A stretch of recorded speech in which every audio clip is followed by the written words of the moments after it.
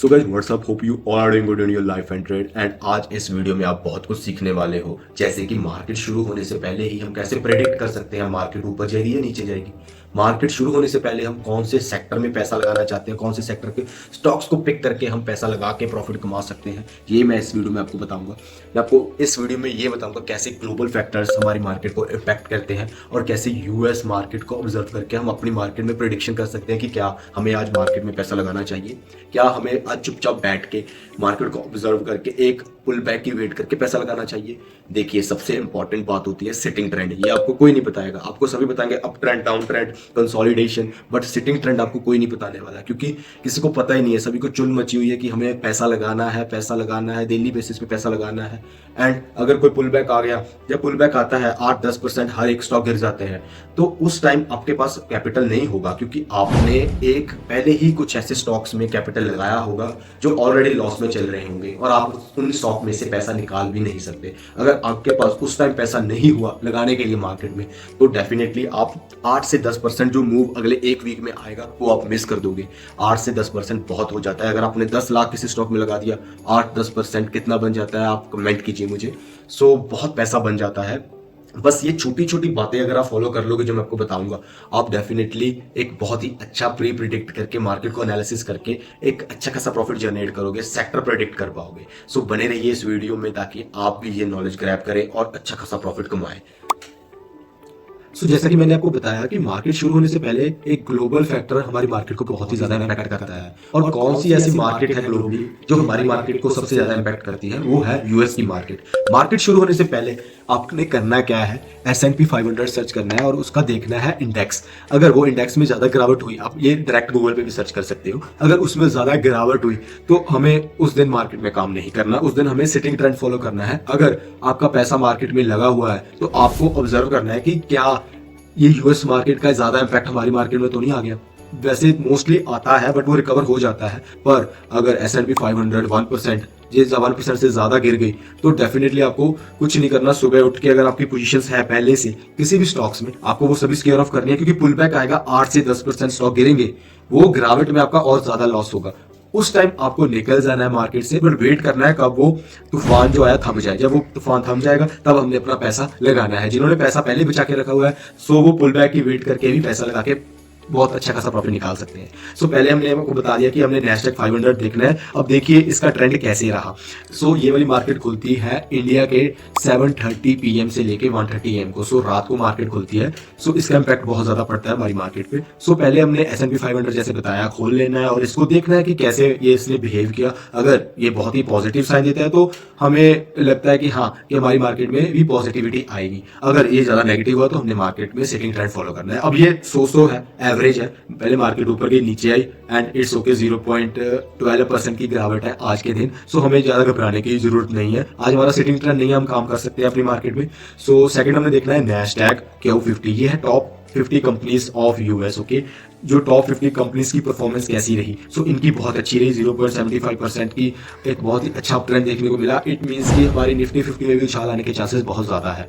So another factor जो हमने देखना है वो है क्रूड ऑयल का प्राइस। अगर क्रूड ऑयल का प्राइस 85 से ज्यादा हो जाए तो थोड़ा सा हमें सतर्क हो जाना है, केयरफुल हो जाना है उस सिचुएशन में। अगर ये 90 क्रॉस कर गया, अगर इसने सुबह 90 क्रॉस किया हुआ, तो आपको जो मैंने बताया, अगर पैसा लगा हुआ है निकाल लीजिए, क्योंकि एक पुल बैक आएगा, उसमें आपका नीचे आपके पास कैपिटल होना चाहिए लगाने के लिए। अगर आपने कैपिटल नहीं इन्वेस्ट किया है मार्केट में तो आपके लिए बहुत ही अच्छी खासी अपॉर्चुनिटी आने वाली है।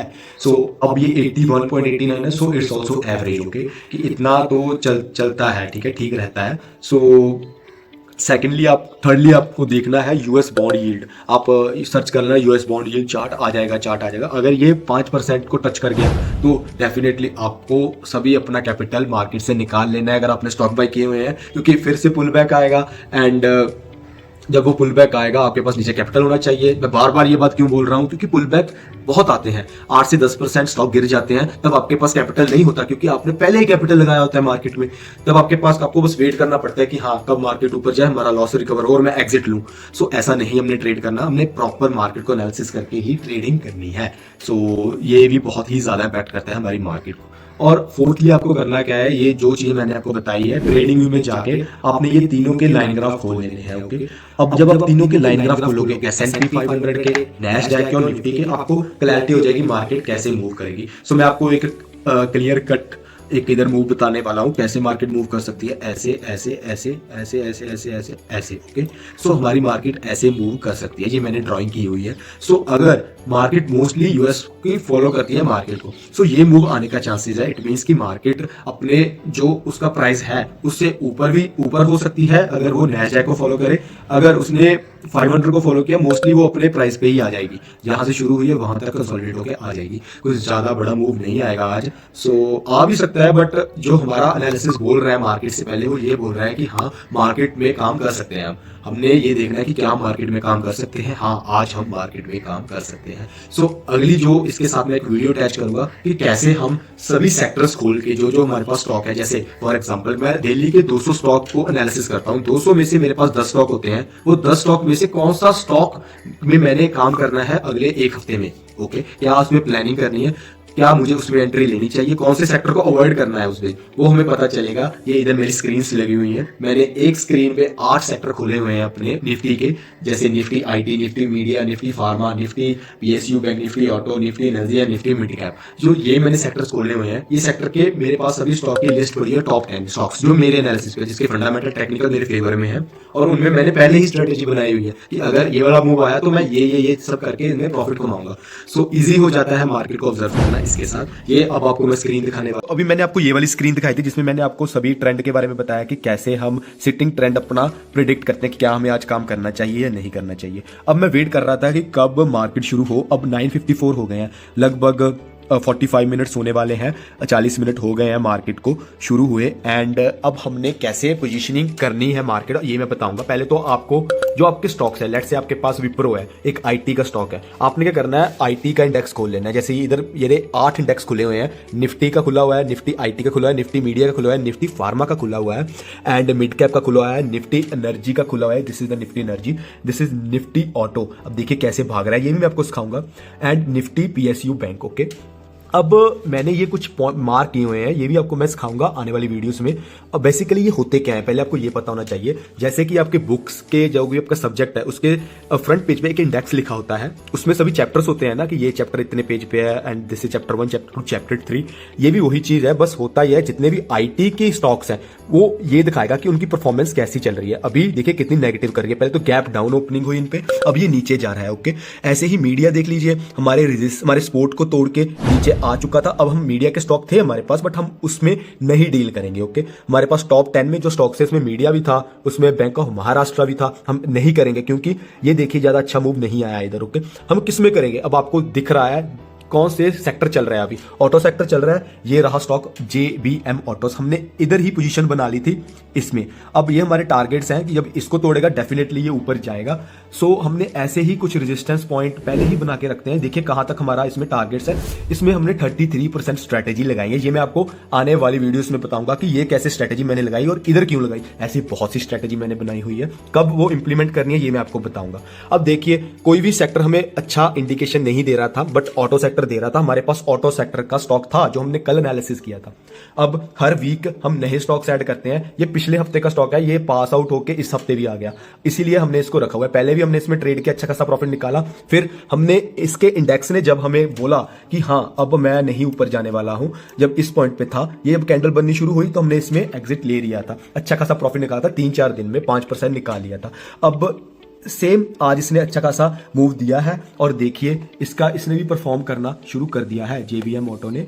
अब देखिए ओके, यही मैं आपको बताना चाहता था। जो आपके पास स्टॉक है, अगर आपके पास फार्मा कंपनी का कोई स्टॉक है, जैसे मॉर्फिन लैब, कोई आपके पास इस सेक्टर का स्टॉक है, तो आपने निफ्टी फार्मा को जरूर रखना है सामने, तभी आप उसमें पोजीशनिंग बना पाओगे। अब ये 12 स्टॉक खुले हुए हैं मेरे पास, ये 12 में से कौन से स्टॉक को मैंने पिक करना है ये बताएंगे मेरे इंडेक्स।